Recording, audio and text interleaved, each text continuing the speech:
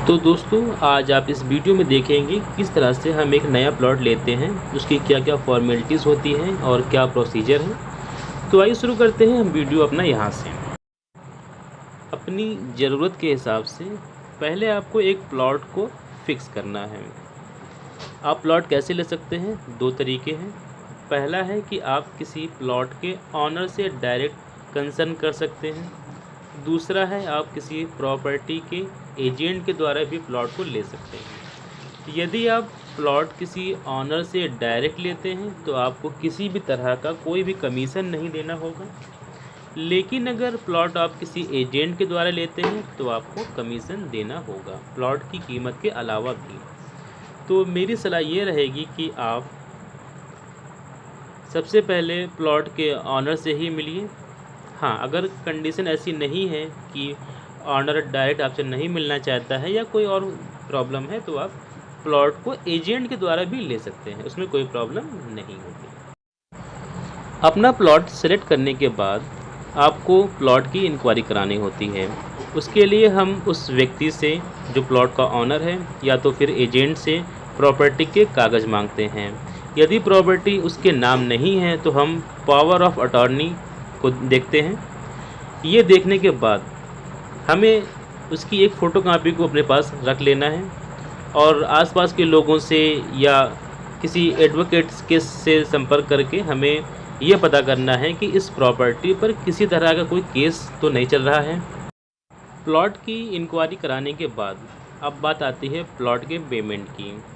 Normally क्या होता है कि हम लोग रजिस्ट्री के से पहले ही पेमेंट कर देते हैं, इसमें कोई हर्ज नहीं है, आप आसानी से कर सकते हैं। हाँ, पेमेंट को कभी नकद में नहीं करना चाहिए, हमेशा बैंक चेक्स के द्वारा या नेट बैंकिंग के द्वारा ही आप इसको पेमेंट करें। और जब भी आप पेमेंट करें तो उसको कहीं पर लिख लीजिए, दो गवाह के साइन ले लीजिए और सेलर के भी साइन होने चाहिए, ताकि भविष्य में किसी भी तरह की कोई प्रॉब्लम ना हो। यदि हो तो आप इसको किसी कोर्ट में एज ए एविडेंस प्रूफ पेश कर सकते हैं। पेमेंट करने के बाद खैर वैसे आपको एक बात और बता दें कि किसी भी प्रॉपर्टी के दो रेट होते हैं, एक होता है सेलिंग रेट और एक होता है उसका सरकारी रेट। तो जो सेलिंग रेट होता है वो सरकारी रेट से हमेशा ज़्यादा होता है। मान लीजिए कोई प्लॉट है, उसकी एक्चुअल जो प्राइस है, सेलिंग रेट है वो 50 लाख रुपए है, लेकिन जो सरकारी रेट होगा वो 20 लाख रुपए ही होगा। और 20 लाख रुपए पर ही आपको रजिस्ट्री करते समय स्टाम्प लगाए जाएंगे। इसीलिए जब भी आप रजिस्ट्री करवाएंगे तो आपको सरकारी रेट ही बताना होता है। प्लॉट की पेमेंट हो जाने के बाद आपको एक डेट फिक्स कर लेनी है।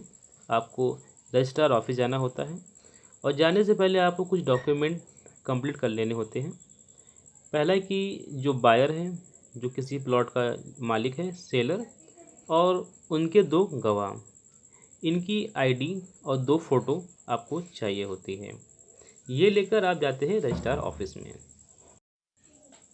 रजिस्ट्रार ऑफिस में आपको एक वकील हायर करना पड़ता है।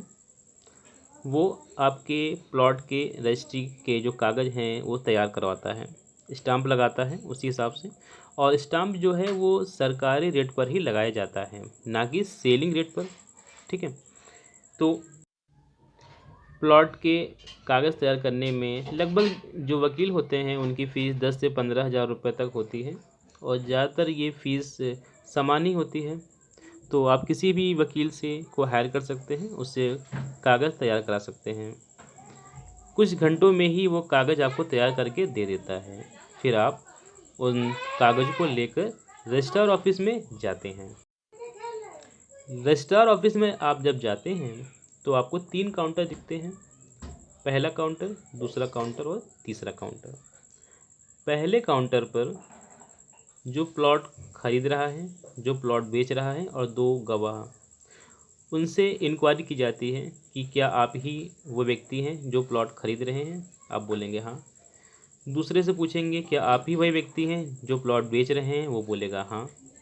तीसरे से पूछेंगे जो गवाह है कि क्या आप गवाही देते हैं? वो बोलेंगे हाँ। ठीक है, इस तरह से, और वो कागज़ जो वकील ने बना के दी हैं वो पहले काउंटर पर ही चेक होते हैं।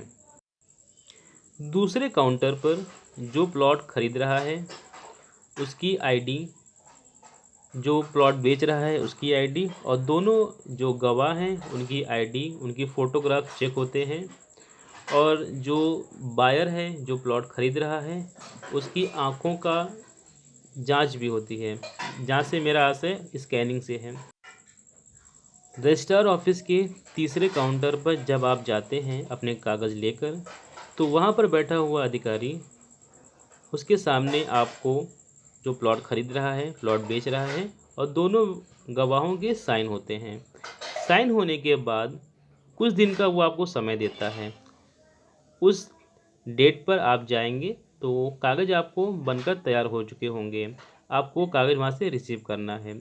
जैसे ही आप कागज़ रिसीव करते हैं, आप उस प्लॉट के मालिक बन जाते हैं। जब कागज़ आपको आपके हाथ में मिल जाते हैं, आप रजिस्ट्रार ऑफिस से रिसीव कर लेते हैं, उसके बाद आप उस प्लॉट के मालिक बन जाते हैं कानूनी तौर पर।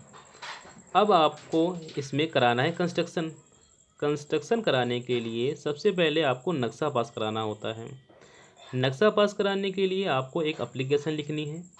लिखने के बाद आप नक्शे को 300 या 400 रुपये में बाहर से कहीं से भी बनवा सकते हैं। बनवाने के बाद आप नगर पालिका में इसको जमा कर देंगे। कुछ दिन बाद वहाँ से एक अधिकारी आएगा आपके प्लॉट पर, उस नक्शे को देखेगा, आपके प्लॉट को देखेगा और नक्शे को पास कर देगा, करके वो चला जाएगा। फिर उसके बाद आप नक्शे के अनुरूप जो डिज़ाइन आपने तय की है, जितने भी आप खंड बनाएंगे, फर्स्ट, सेकंड, थर्ड, या जितने भी आप कमरे बनाएंगे, वो पूरा डिज़ाइन पहले से तय है। आप उसके अनुरूप अपना प्लॉट, अपना मकान आराम से बना सकते हैं। Thank you.